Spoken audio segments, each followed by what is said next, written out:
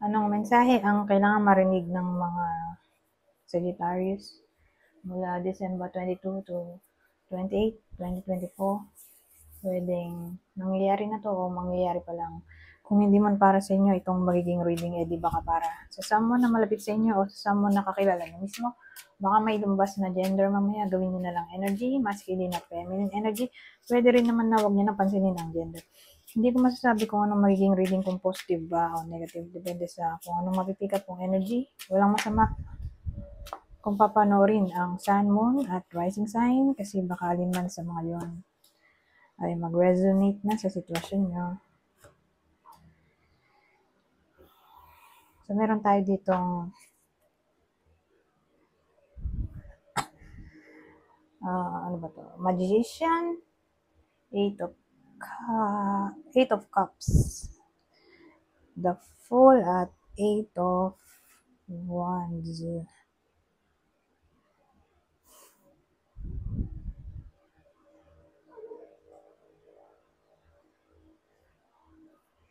Well, yung action,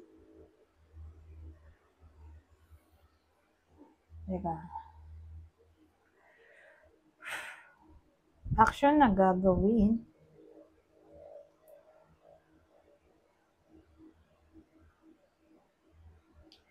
ay umalis.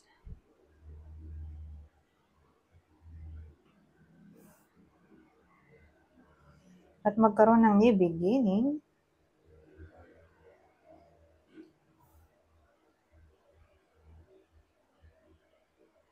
Nagnanais ng movement. Bakit gustong umalis? At iwan to. Ganun eh. Kasi new beginning na to. So probably may i-let go. Ano ba to? Ito yung action eh. Ano pong Eight of Cups?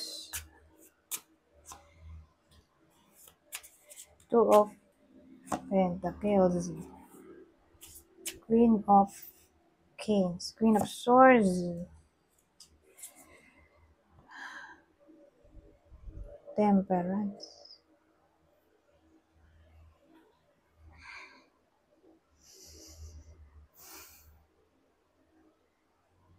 Action ay iwan ang teka, may Two of Cups. Two of Pentacles dito.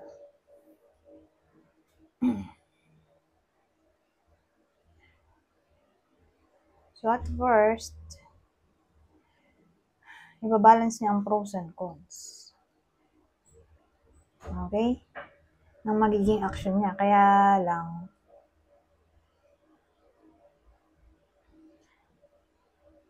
ang action na gagawin niya ay umalis na.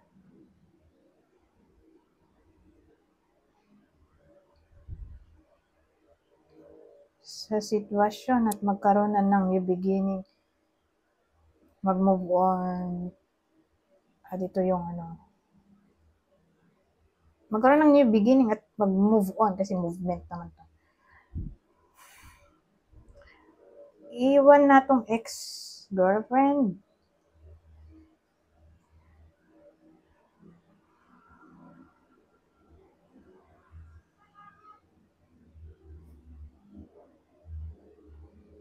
Dapat may balance na. So, ang dating sa akin, maganda naman yung ending kasi peaceful naman yung separation.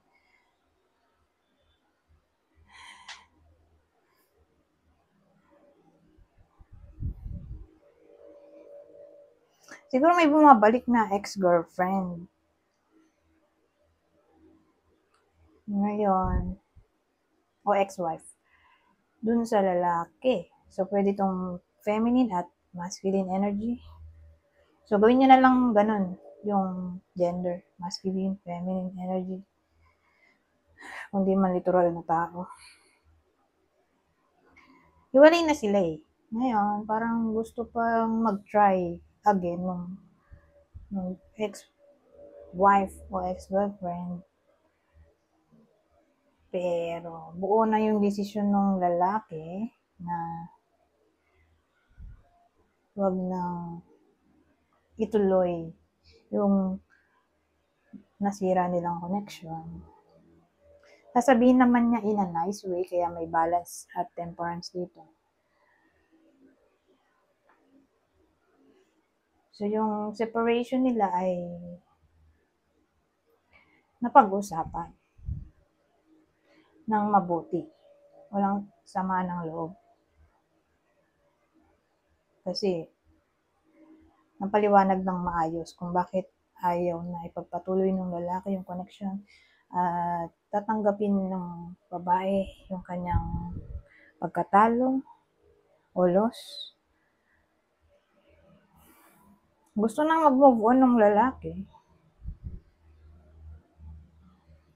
So, ganun ang dating sa akin. Whether nangyayari na to o mangyayari pa lang. Pero ito yung clue. Ito yung ex-partner ng Sagittarius. Kasi hindi ko alam kung sino yung bida sa kwento. Kung babae o lalaki, pero ganun yung detalye, okay? So, sino yung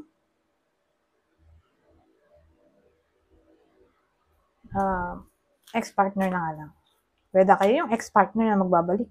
O kayo yung babalikan ng ex-partner. Basta ito yung ex-partner ng Sagittarius, kapwa nila Sagittarius, Pisces,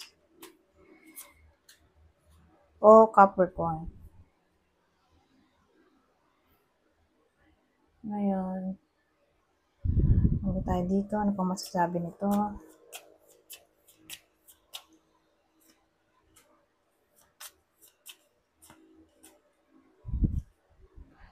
Well, yung iba sa inyo baka ma-involve, whether kayo mismo to, o person nyo, o kakilala nyo, na maaring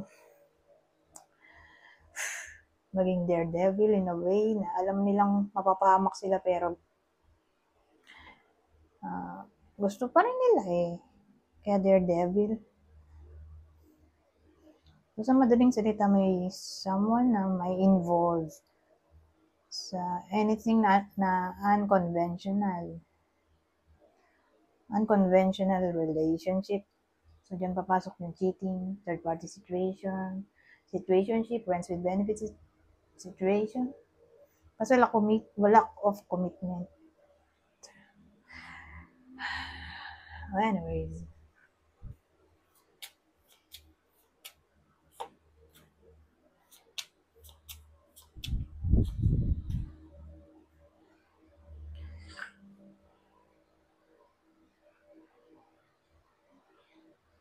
Ano to?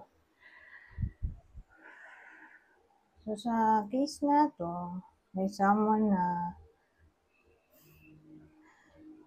magiging overly ambitious sa gusto niyang mangyari o sa pagsunod sa kanyang desire, passion.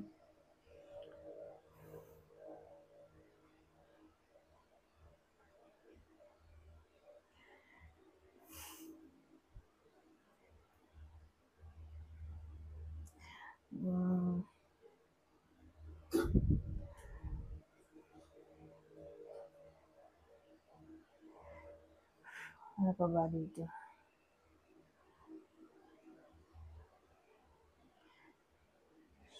So, ang dating sa akin, whether tama o mali, basta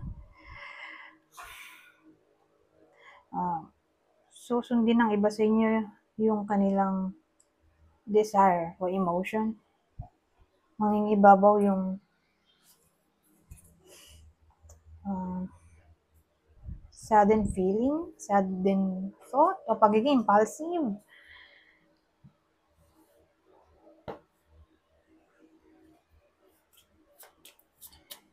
Pag may gusto sila, sure yun. Kukunin nila, ganyan.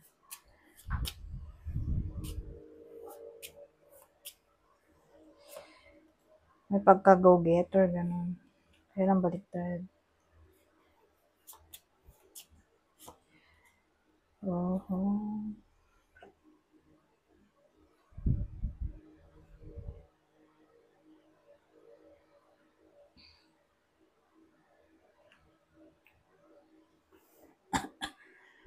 So, sa case na to,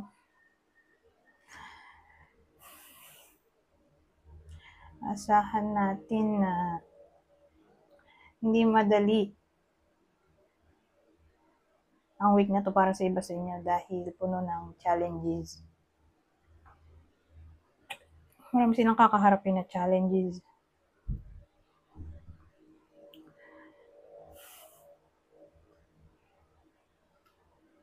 Parang puno ng change yung week. Maraming pagbabago, walang stability, walang routine.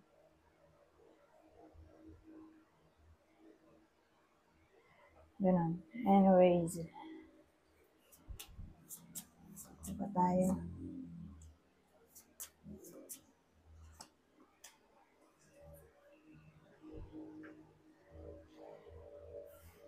Yung iba sa inyo ay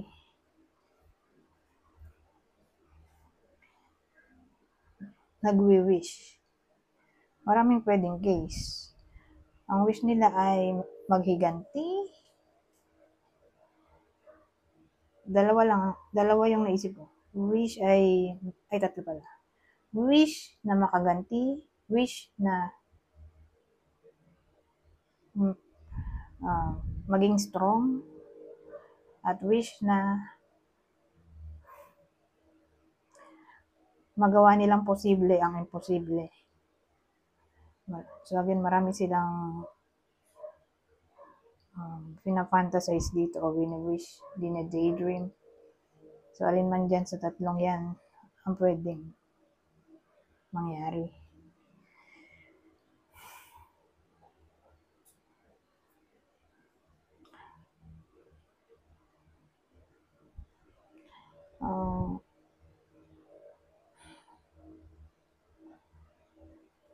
Sabihin natin may kinakaharap ng problema yung iba sa inyo at ang wish ay malampasan yun, yung problema. Ngayon, basahin ko na lang to. Ano pang ibang mensahe ang kailangan marinig ng mga Sagittarius sa week na to. Kunin nyo na lang yung info na sa tingin nyo ay fit sa sitwasyon nyo. You need trust in a relationship for it to thrive. Moment. Think of a special moment that brought you and your partner a lot of joy. Value. Focus on things of value. Confusion. All seekers of truth will experience confusion. Ask the universe to provide the answers you need. Ito na yung sinasabi kong challenge. Challenging week. Pero ito, probably tungkol sa connection, relationship. All true soul connections involve challenges that can be overcome together. At ang huli, attract.